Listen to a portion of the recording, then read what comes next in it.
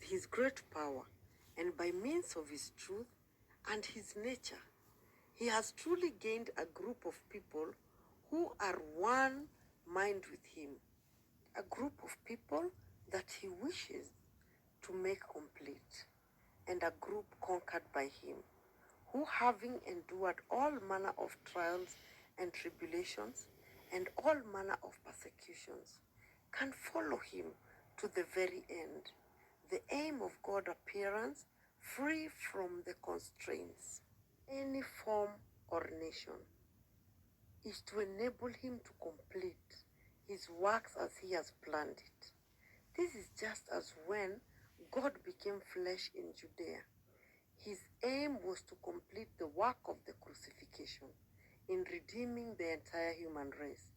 Yet, the Jewish believed that it was possible for God to do this, and they thought it was impossible that God could become flesh and assume the form of the Lord Jesus. Their impossible became the basis on which they condemned and opposed God, and ultimately led to the destruction. Israel. Today, many people have committed a similar error. They proclaim with their might the imminent appearance of God, yet at the same time condemn his appearance. Their impossible once more confines the appearance of God in the limits of their imagination. And so I have seen many people break into the world laughter after coming upon the words of God. But is this laughter any different from the condemnation and blasphemy of the Jews? You are not reverent in the presence of the truth. Still less do you possess an attitude of yearning. All you do is study indiscriminately and wait with unconcern. What can you gain from studying and waiting like this? Do you think you will receive personal guidance?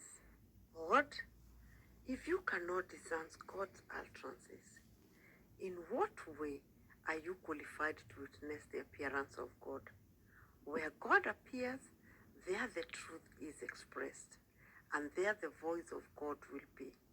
Only those who can accept the truth will be able to hear the voice of God, and only such people are qualified to witness the appearance of God.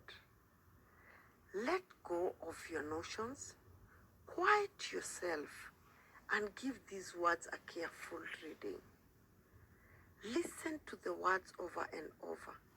If you yearn for the truth, God will enlighten you and you will understand his will.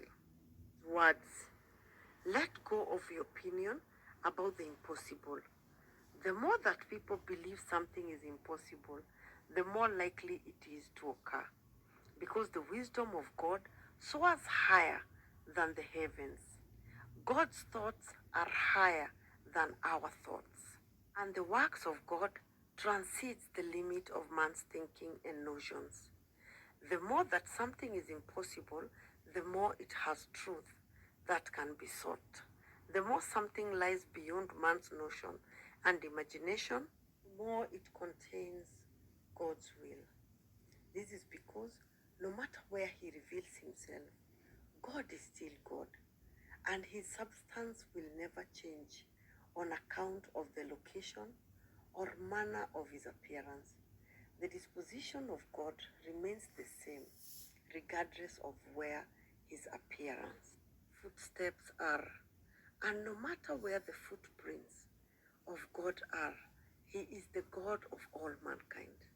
Just as the Lord Jesus is not only the God of the Israelites, but is also God of all the people of Asia, Africa, Europe, America, and all over, and even more than that. He is the one and only God in the entire universe. So let us seek God's will and discover his appearance in his utterances and keep pace with his footsteps. God is the truth, the way, and life.